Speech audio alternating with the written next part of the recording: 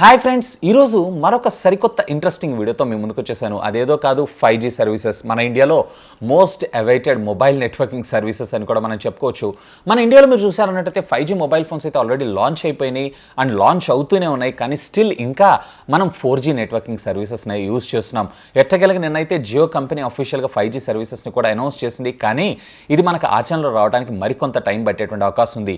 అసలు ఈరోజు ఈ ఎపిసోడ్లో అసలు ఈ 5G సర్వీసెస్ ఎలా పనిచేస్తాయి, అలాగే 4Gకి 5Gకి ఉన్నటువంటి తేడా ఏంటి, అలాగే ఇప్పుడు ప్రస్తుతం మనం వాడుతున్నటువంటి ఎగ్జిస్టింగ్ 4G మొబైల్స్ ఏవైతే ఉన్నాయో ఇవి 5Gకి అప్గ్రేడ్ చేసుకోవచ్చా చేసుకోకూడదా, లేదా ఇప్పుడు మనం 5G మొబైల్ ఫోన్స్ కొనటం వర్తా కాదా అనే దాని గురించి కంప్లీట్ ఇన్ఫర్మేషన్ అంతా కూడా ఈ వీడియోలో మీతో నేను ఇన్డెప్త్గా డిస్కస్ చేయబోతున్నాను. ఫ్రెండ్స్, నాదొక చిన్న రిక్వెస్ట్, ఇంకా మీలో ఎవరైనా మన ఛానల్ని సబ్స్క్రైబ్ చేసుకోకుండా చూస్తున్నారంటే ప్లీజ్ సబ్స్క్రైబ్ చేసుకోండి యార్. కొంచెం మోటివేషన్గా ఫీల్ అయ్యి ఇలాంటి వీడియోస్ ఎన్నో మీకోసం తెలుగులో తీసుకొని రావడం జరుగుతుంది.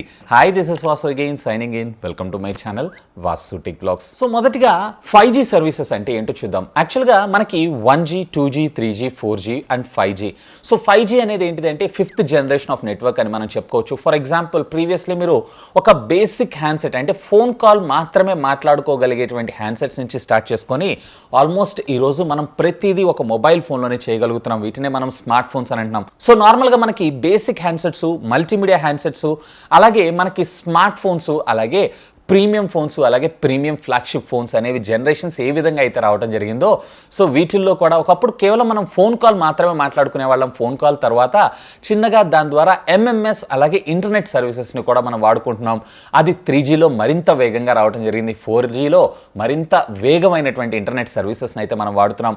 ఇక 5Gలో కూడా ఇంటర్నెట్లో హై స్పీడ్ ఇంటర్నెట్ సర్వీసెస్ని వాడతామే కానీ ఓవరాల్గా ఫోన్ కాల్స్ ఇవన్నీ కూడా నార్మల్గానే ఉంటుంది. కాకపోతే కొంచెం కాల్ క్వాలిటీ ఏదైతే ఉందో ఇంప్రూవ్ అయ్యేటువంటి అవకాశం ఉంది. ఎందుకంటే డేటా ట్రాన్స్ఫరింగ్ స్పీడ్ అనేది చాలా హెవీగా ఉంటుంది కాబట్టి. సో రీసెంట్గా గత కొద్ది కాలంగా మీరు చూసారంటే ఇండియాలో స్మార్ట్ ఫోన్స్కి కొదవలేవనే చెప్పుకోవచ్చు. ఫర్ ఎగ్జాంపుల్, రియల్మీ మొట్టమొదటిసారిగా వాళ్ళ X50 సిరీస్ని 5G మొబైల్ ఫోన్స్తో లాంచ్ చేయడం జరిగింది. ఆ తర్వాత ఫాలోడ్ బై IQ, అలాగే రీసెంట్గా OnePlus company 8 series mobile phones, అలాగే రేపు రాబోతున్నటువంటి OnePlus Nord ఫోన్స్ కావచ్చు, ఇవన్నీ కూడా 5G ఎనేబుల్డ్ ఫోన్సే.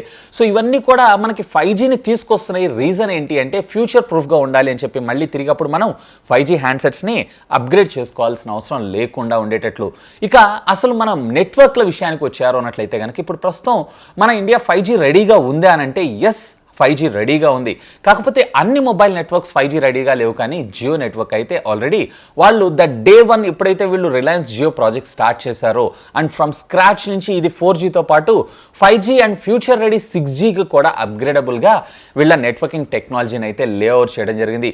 ఇప్పుడు ప్రస్తుతం మీరు చూసారు అన్నట్లయితే కనుక 2Gకి 3Gకి వీళ్ళు ఎటువంటి ఇంటర్నెట్ సర్వీసెస్ అంటే ఈ టవర్స్ నేమ్ రీప్లేస్మెంట్ అయితే చేయలేదు. సేమ్ మోడెమ్స్ ఏవైతే ఉన్నాయో వాటిని 2G అండ్ 3G స్పెక్ట్రంకి అయితే యూజ్ చేసుకోవడం జరిగింది. కానీ 4Gకి వచ్చేటప్పటికి మన మొబైల్ ఫోన్స్ టవర్స్ అన్నీ కూడా ఏ విధంగా అప్గ్రేడ్ అయితే అవుతున్నాయో, సో అట్లా rest of the networks like Airtel, idea, Vodafone, BSNL ఇవన్నీ కూడా మళ్ళీ 5Gకి అప్గ్రేడ్ అవ్వాల్సి ఉంటుంది. వేర్ రిలయన్స్కి ఆ రిక్వైర్మెంట్ లేదు. సో ఆల్రెడీ వాళ్ళు పెట్టుబడి పెట్టి ఆల్రెడీ వాళ్ళు 4G సర్వీసెస్ని ప్రొవైడ్ చేస్తూ వీళ్ళు 5G అండ్ 6Gకి రెడీగా వాళ్ళ నెట్వర్కింగ్ టెక్నాలజీ అంతా ఉందని చెప్పుకోవచ్చు.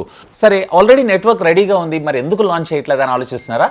దీనికి మన గవర్నమెంట్ పర్మిషన్ అయితే ఖచ్చితంగా కావాలి. సో దీన్ని గవర్నమెంట్ స్పెక్ట్రమ్ రూపంలో వేలం వేయటం అయితే జరుగుతూ ఉంటుంది. సో స్పెక్ట్రమ్ అంటే ఏంటంటే ఒక కైండ్ ఆఫ్ రేడియో ఫ్రీక్వెన్సీ అని కూడా మనం చెప్పుకోవచ్చు. సో ఒక్కొక్క కంపెనీ సుమారుగా, ఫర్ ఎగ్జాంపుల్ మన తెలంగాణ స్టేట్ మొత్తాన్ని వీళ్ళు కవర్ చేసి వీళ్ళకి సంబంధించినటువంటి సర్వీసెస్ని లాంచ్ చేయాలంటే సుమారుగా 20 హెడ్జ్ల ఫ్రీక్వెన్సీ అయితే కావాల్సి ఉంటుంది. సో ఇట్లా త్రూఅవుట్ పాన్ ఇండియా మొత్తం వీళ్ళ సర్వీసెస్ని తీసుకొని రావాలనుకుంటున్నారు అన్నట్లయితే అప్రాక్సిమేట్లీ 100 మెగా హెడ్జెస్ దాకా అయితే మినిమం ప్రతి ఒక్క నెట్వర్క్ పర్చేజ్ చేయాల్సి ఉంటుంది. కానీ సాధ్యమైనంత వరకు ఈ నెట్వర్కింగ్ ఫ్రీక్వెన్సీ ఏదైతే ఉందో కొంచెం ఎక్కువగానే పర్చేజ్ చేస్తుంటాయి కంపెనీస్ అన్నీ. సో ఇట్లా మనకి జియో ఏదైతే ఉందో ఆల్రెడీ పర్చేజ్ చేయడానికి రెడీగా ఉంది. ఆల్రెడీ దీనికోసమే మీరు రీసెంట్గా చూసారన్నట్లయితే జియోలో చాలా పెద్ద పెద్ద కంపెనీస్ అయితే జియోలో పెట్టుబడులు పెట్టినాయి. ఇంక్లూడింగ్ ఫేస్బుక్ కావచ్చు, అలాగే మీకు గూగుల్ కావచ్చు, అలాగే క్వాల్కమ్ కంపెనీ కావచ్చు, అలాగే ఇంటెల్ కంపెనీ కావచ్చు, ఇట్లా చాలా కంపెనీసే ఆల్మోస్ట్ కొన్ని వేల కోట్లే దీనిలో పెట్టుబడి పెట్టడం అయితే జరిగింది. సో జియో అయితే అయితే ఫిజికల్గాను అండ్ మనీ మేనేజ్మెంట్ అంటే వెల్త్ పరంగా కూడా they are ready to invest in the 5G networking technology, కానీ స్టిల్ ఇంకా మన గవర్నమెంట్ రెడీ లేదని చెప్పుకోవచ్చు. యాక్చువల్గా వీళ్ళు వచ్చినప్పటికీ మనకి 2020 అరౌండ్ మార్చ్లోనో లేదా ఏప్రిల్లోనో వీళ్ళైతే మన ముందుకి వేలానికి తీసుకొని రావాల్సి ఉంటుంది. కానీ సుప్రీంకోర్టు ఇచ్చినటువంటి స్టే ఆధారంగా గవర్నమెంట్ ఏదైతే ఉందో ఈ వేలాన్ని మరికొద్ది రోజులు వెనక్కి వేయటం అయితే జరిగింది. సో యాక్చువల్గా మీరు చూసారన్నట్లయితే ప్రీవియస్లీ ఉన్నటువంటి 4G స్పెక్ట్రమ్ యొక్క పేమెంట్స్ ఏవైతున్నాయి అంటే గవర్నమెంట్కి రావాల్సినటువంటి పేమెంట్స్ ఏవైతున్నాయి ఇంకా కంపెనీస్ అన్ని కట్టకుండా ఉన్నందుకు Troy telecom legal authority of India ఏదైతే ఉందో అన్ని కంపెనీల పైన కోర్టులో కేసు వేయడం అయితే జరిగింది. సో దీనికి కంపెనీస్ కూడా మేము అయితే ఇప్పుడు ప్రస్తుతం నష్టాల్లో ఉన్నాం, జియో ఇప్పుడు రావటం వల్ల చాలా వరకు మా మార్కెట్ దెబ్బతింది అని చెప్పి స్ట్రైట్ ఫార్వర్డ్గా మనందరికీ తెలిసిందే. సో వీటిని మేము భర్తీ చేసుకొని మా నెట్వర్క్ని సస్టైన్ అవటమే కష్టంగా ఉంది. సో ఇప్పుడు మళ్ళీ మేము ఈ పేమెంట్స్ అన్ని పే చేయాలంటే చాలా కష్టం అని చెప్పి కంపెనీస్ అని చెప్పడంతో ఈ వేలాన్ని మరికొద్ది రోజులు వెనక్కి వేలం వేయటం అయితే జరిగింది. అంటే మోస్ట్ ప్రాబబ్లీ వీళ్ళు వచ్చేటప్పటికి మనకి ఆగస్ట్ లేదా సెప్టెంబర్ కల్లా వీళ్ళు మనకి యాక్చువల్గా అయితే దీన్ని సేల్లోకి తీసుకొని రావాల్సి ఉంటుంది, అంటే వేలానికి అయితే తీసుకొని రావాల్సి ఉంటుంది. కానీ డ్యూ టు కాజ్ ఆఫ్ ఇప్పుడు ఈ పాండమిక్ సిచ్యువేషన్ వల్ల ఇది మరింత పోస్ట్ పోన్ అయిందని చెప్పుకోవచ్చు. మోస్ట్లీ ఈ ఇయర్లో ఈ వేలం పాట ఏదైతే ఉందో ఉండొచ్చు ఉండకపోవచ్చు అనేటువంటి భావనలు అయితే కలుపుతున్నాయి. కానీ జియో మాత్రం ఆల్రెడీ సో నిన్న మనకి annual general meeting 43rd meeting అయితే జరిగింది. దీంట్లో అఫీషియల్గా జియో అయితే అనౌన్స్ చేయడం జరిగింది మేము రెడీ అని చెప్పి. ఆల్రెడీ వీళ్ళు మన గవర్నమెంట్ ఎప్పుడైతే వీళ్ళు స్పెక్ట్రమ్ వేలంపాటకు తీసుకొస్తారో అప్పుడు వీళ్ళు ట్రయల్స్ కూడా ఆల్రెడీ ఇప్పుడు ట్రయల్స్ అయితే వాళ్ళ ఇంటర్నల్ టీమ్ అయితే అయిపోయింది. కానీ ఎప్పుడైతే ఇది పబ్లిక్కి తీసుకొస్తారో వాళ్ళు ఖచ్చితంగా వీళ్ళైతే మనకి గవర్నమెంట్కి స్పెక్ట్రమ్ పే చేయాల్సి ఉంటుంది. సో ఆ పే చేయడానికి మనీ కూడా వీళ్ళ దగ్గర రెడీగా ఉంది అండ్ ఫిజికల్గా ఇక్కడ నెట్వర్క్ కూడా రెడీగా ఉంది. సో ఓన్లీ గవర్నమెంట్ వేలం వేయటమే తరువాయి. సో గవర్నమెంట్ వేలం వేసింది అన్నట్లయితే ఇమ్మీడియట్గా జియో నుంచి మనము ఈ 5G సర్వీసెస్ని అయితే ఎక్స్పెక్ట్ చేయొచ్చు. ఇక నా ఎక్స్పెక్టేషన్స్ ప్రకారం ఈ ఇయర్లో మనకి 5G ఇంటర్నెట్ సర్వీసెస్ అయితే ఉండేటువంటి అవకాశం అయితే లేదు. ఎందుకంటే ఇప్పుడున్న సిచ్యువేషన్ గురించి మీకు స్పెషల్గా నేను చెప్పాల్సిన అవసరం లేదు. సో మేబీ మనకి 2021 ఫస్ట్ క్వార్టర్ కల్లా మేబీ ఈ వేలాన్ని కంప్లీట్ చేసి మేబీ సెకండ్ క్వార్టర్లో మనకి అఫీషియల్గా కమర్షియల్ ప్లాన్స్ రోల్ అవుట్ అయ్యేటువంటి అవకాశం ఉంది అని చెప్పి నేను అనుకుంటున్నాను. ఇది గ్రాడ్యువల్గా మనకి ఈ వైరస్ ఏదైతే ఉందో తగ్గుకుంటూ వస్తే, ఒకవేళ లేదంటే ఇది మరింత డిలే అయ్యేటువంటి అవకాశం ఉంది. సో ఇక ఇప్పటిదాకా ఉన్నటువంటి ఇన్ఫర్మేషన్ బేస్ చేసుకొని చూసారంటే Q2 2019 దాకా అంటే ఆల్మోస్ట్ మనకి ఒక 1 year బ్యాక్ మీరు చూసారన్నట్లయితే అప్పటికే ఎయిర్టెల్ 23,044 కోట్లు లాస్లో ఉంది. And at the same time ఇండియాలో ఇంతవరకు ఎప్పుడు ఏ కంపెనీస్ చవి చూడనటువంటి biggest loss Airtel and Vodafone and Idea ఈ రెండు కలిపి సుమారుగా 50,921 కోట్ల నష్టాల్లో అయితే ఉండడం జరిగింది. సో వీటిని పక్కకు పెట్టారు అన్నట్లయితే జియో మాత్రం ఇక్కడ 990 కోట్లు లాభంలో ఉంది. సో ఎందుకంటే వీళ్ళకి ప్రాపర్ కన్సిడరేషన్, ఎందుకంటే ఎక్కువ శాతం పోర్టు కొట్టుకుని జియోకి వెళ్ళిపోవటం, అలాగే ఇంటర్నెట్ సర్వీసెస్ బాగా ఇస్తున్నారని చెప్పి అఫ్కోర్స్ మనకి అప్పట్లో ఎయిర్టెల్ కన్నా జియో మాత్రమే మనకి హై స్పీడ్ ఇంటర్నెట్ డేటాని కూడా ప్రొవైడ్ చేసింది కాబట్టి. ఇక ఈ 5G నెట్వర్క్ స్పెక్ట్రమ్కి సంబంధించినటువంటి ధర విషయానికి వచ్చారు అన్నట్లయితే కనుక 20 మెగాహెడ్జ్కి గవర్నమెంట్ అయితే ఒక కంపెనీకి అమ్మడం జరుగుతుంది. సో దీనికి ఖర్చు వచ్చేటప్పటికి అప్రాక్సిమేట్లీ 10,000 కోట్లు. అలాగే ఇది ఒక ఇండియా మొత్తం తీసుకొని రావాలి అన్నట్లయితే ఒక నెట్వర్క్ అయ్యేటువంటి భారం అప్రాక్సిమేట్లీ 50,000 కోట్లు.